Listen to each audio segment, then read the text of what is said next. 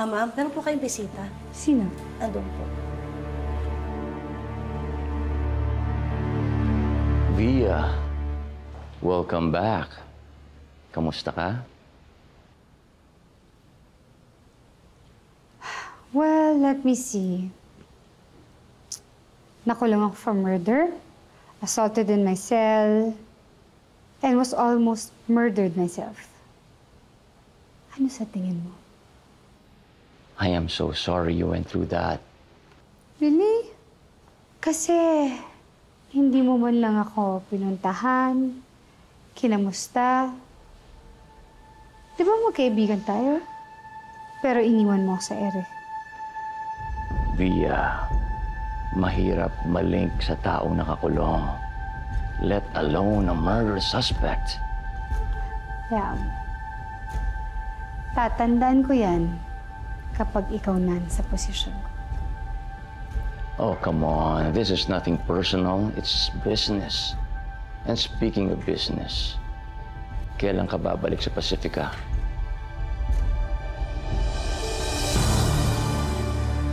What do you mean? Well, you are the rightful CEO of Pacifica. Or are you gonna let Trina take your place?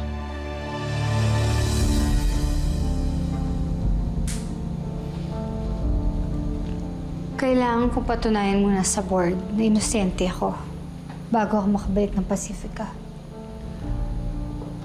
And going back will be the best way to do that. Wala ka namang tinatago, di ba? Wala.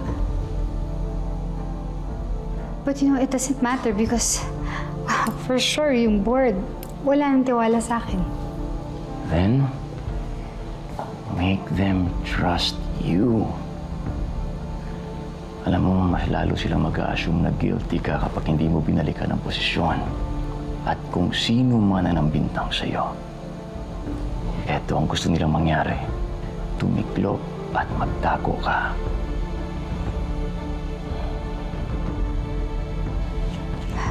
I've been meaning to ask you this, Victor. Bakit mo ba ako tinutulungan? Because I need something from you, Via. And as long as that remains true, you can always count on me.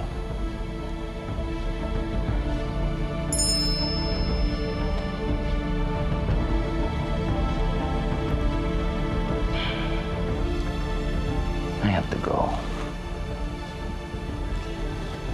Trust me on this one.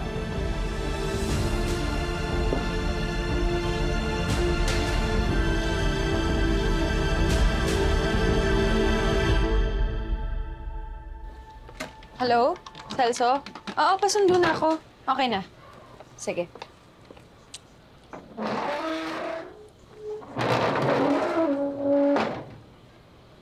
Kelvin? Kelvin, please. Ano ba? Tigilan mo na ako. Hana, please, mag-usap lang tayo. Ano ba talaga yung nangyari? Sinabi ko na sa'yo lahat, di ba, Kelvin? Hana, kung matatagalan tayo umalis, okay lang naman sa akin yun. So what?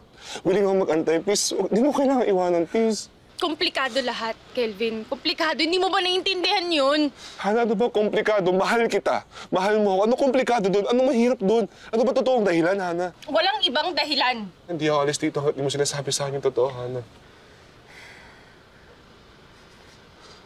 Hana, please. Kelvin, oo. Kung ano meron tayo noon, aaminin ko. Fun, exciting. Pero nagbago lahat ng yun simula nung nagkasakit yung nanay ko. Kailangan ko ng pera. Sige nga, na-imagine mo ba na yung gandang to? Nagtatrabaho para sa kakarampot na pera, ha? So lahat na sabi mo sa akin dati, wala lang yun? Ha? Di ba sabi mo mahal mo ako? Wala lang yun? Oo, wala. Kaya tawagan mo na lang ako kapag 8 digits na yung nasa laman ng bangko mo. Ayoko na! Tigilan mo na ako! Ayoko na sa'yo! Ayoko na! Naintindihan mo ba yun? Hana, please. Please. Huwag mo sabihin niya, mahal mo. Kelvin! Kelvin! Oo, di ba? Di ba iwan ka pa sa Kelvin! Kelvin, ano ba? Kelvin! Oo, di ba? Kelvin, ano ba? Tigilan mo na ako. Kelvin, ano ba? Di ba? Celso, wag! Celso, tama na! Boyfriend ko yan! Ex-boyfriend. Magawa kayo na eksena dito sa labas. Alam mo, delikado to, di ba? Hana, no, delikado.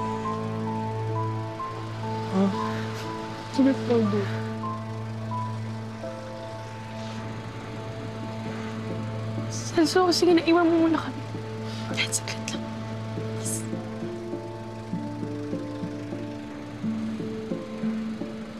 Bilisan mo kayo nakapinahanap ni boss.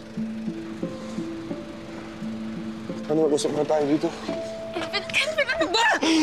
Hana, no, delikado. Ano klaseng tao pa si Victor?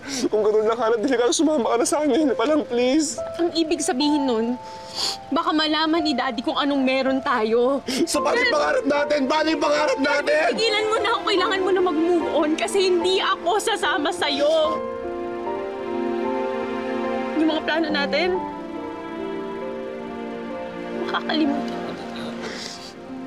makakalimutan mo din ako.